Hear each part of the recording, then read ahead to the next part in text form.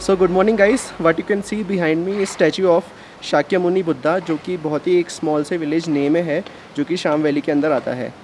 And ये हमने by chance discover करी थी।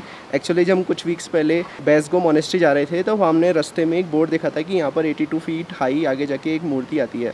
तो उस दिन तो हम विज़िट नहीं कर पाए, फिर हमने वापस घर जाके डिस्कवर करा तो ये बहुत ही ब्यूटीफुल इसकी फ़ोटोज़ थी। तो फिर हमने डिसाइड करा कि जब हम कारगिल जाएंगे तब इधर आएंगे। और हम इसके अंदर भी एक टेंपल टाइप है, तो उसमें बहुत ही ब्यूटीफुल 1008 बुद्धा की छोटी छोटी मूर्तिज रखी हुई है एंड काफ़ी कलरफुल पेंटिंग्स भी बनी हुई है। अब हम कारगिल के लिए निकल रहे हैं, बट कई सारी जगह घूमते हुए जाएंगे, आलची, लामा यूरू। तो लेट्स गो।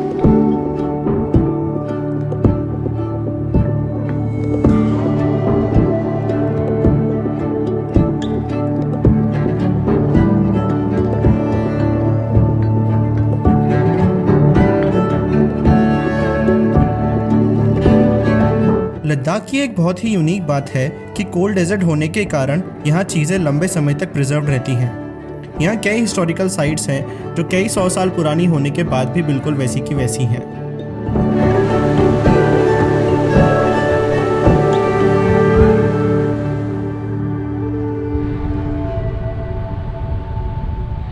सो गाइज़, हमें एक बड़ी इंटरेस्टिंग सी चीज़ दिखी। तो जब हम आलची जाते हैं तो सासपाल और आलची के बीच में इंडस रिवर पे एक ब्रिज आता है, उसको क्रॉस करते ही रॉक्स पे एंशिएंट पेंटिंग्स दिखेंगी। तो इसमें से कुछ पेंटिंग्स आयरन एज की है, एनिमल्स वगैरह की जो बनी हुई हैं वो माना जाता है कि 3000 ईयर ओल्ड है प्रॉबेबली। एंड कुछ और हैं जो इसमें स्तूपास वगैरह बने हुए हैं जो ज़्यादा रिसेंट हैं, 11 to 13 सेंचुरी की। तो इट्स अनबिलीवेबल कि कुछ लोग मतलब 3000 ईयर्स अगो यहाँ पर थे एंड उन्होंने यहाँ पर पेंटिंग्स बनाई हैं। अमेजिंग।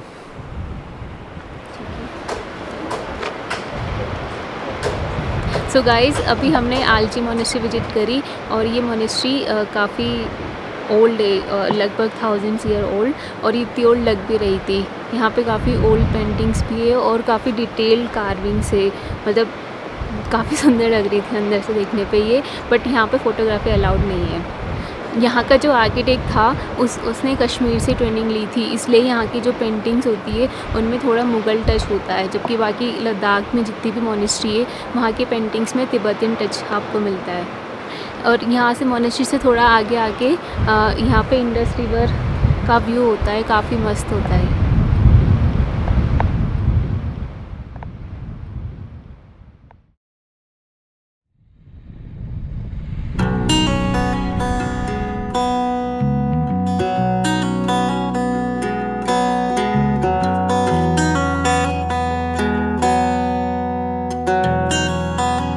पिछले 1 महीने से लद्दाख में थे और रोज़ इन नज़ारों को देखने के बाद भी ऐसा लग रहा था कि अभी तो बस देखा ही क्या है।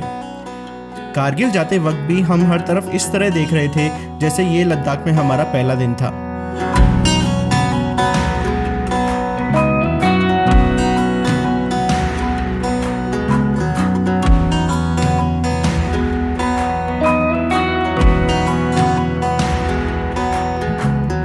fought 1,000 times and I'd like to think I won, but they arguably were stalemates, defeats are one-on-one.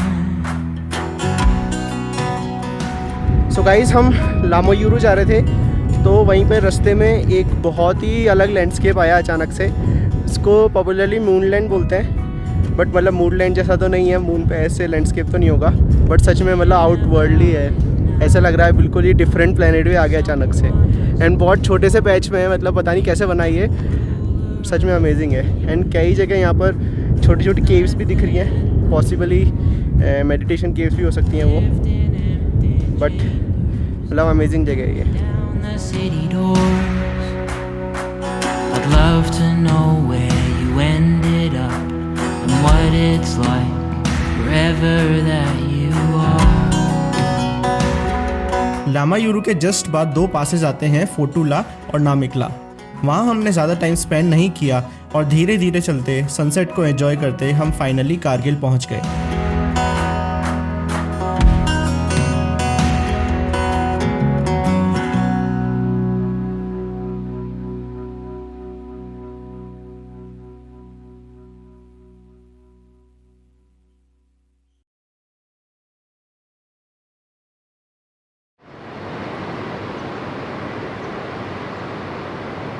Good morning guys, आप मेरे पीछे सुरू रिवर देख सकते हैं। ये पेंजिला पास से आती है। कभी हम जंस्कार गए तो आएगा रास्ते में।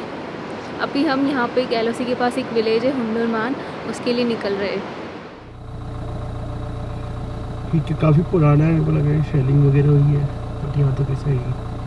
हाँ यार, कैसे बने हुए हैं ये अजीब से। कोई रह भी नहीं रहा इनमें, तो ऊपर ही वाले घर में रह रहे हैं बस।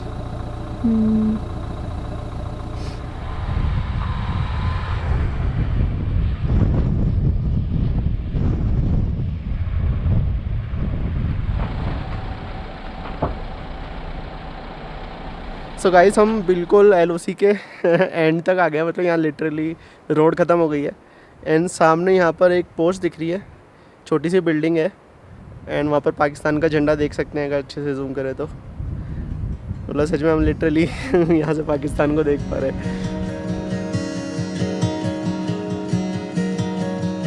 LOC के बिल्कुल पास खड़े होकर काफ़ी अलग अलग फीलिंग्स आ रही थी। एक तो लग रहा था हम घर से कितना दूर थे, पर वहीं दूसरी ओर इतने सेंसिटिव एरिया में भी खड़े होकर किसी भी तरह का डर नहीं लग रहा था। ऐसा क्यों था, इसका जवाब हमें द्रास में मिलने वाला था।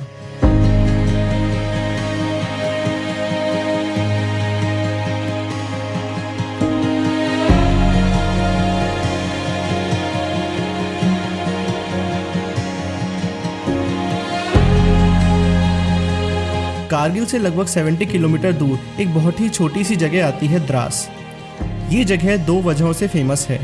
पहली तो यहाँ पड़ने वाली ठंड, क्योंकि कहते हैं पूरे इंडिया में सबसे ठंडी जगहों में से एक है द्रास।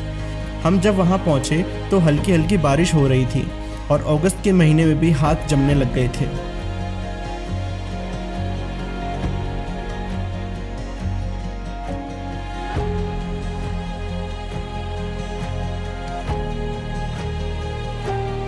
दूसरी सबसे इम्पोर्टेंट बात है कि यहाँ कारगिल की लड़ाई लड़ी गई थी।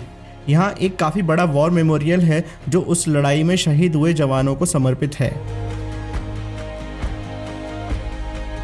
वॉर मेमोरियल के बीचों बीच खड़े होकर हम उन सब पहाड़ियों को देख सकते थे जो एक एक करके हमारे सोल्जर्स ने प्रोटेक्ट करी थी, और वो पीक भी जहाँ कैप्टन विक्रम बात्रा शहीद हुए थे।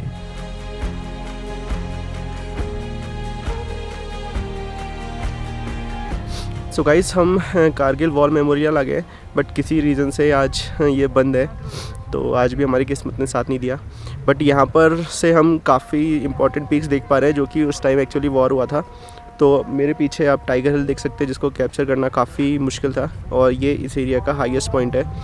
आई थिंक 6700 मीटर ऑल्टीट्यूड पे है। एंड इस साइड टोलुलिंग पीक है, जहाँ जो कि सबसे इम्पॉर्टेंट और टर्निंग पॉइंट था कारगिल वॉर का, क्योंकि ये बहुत इंपॉर्टेंट है। यहाँ से जो सामने ही जो श्रीनगर ले हाईवे जा रहा है उसको डायरेक्टली देख सकते हैं। तो इसको मतलब जो भी कैप्चर करेगा वो इस हाईवे को चोक ऑफ कर सकता है। तो इसको कैप्चर करते ही ऑलमोस्ट वो टर्निंग पॉइंट था कारगिल वॉर का, एंड उसके थोड़े दिन बाद ही एंड हो गया था।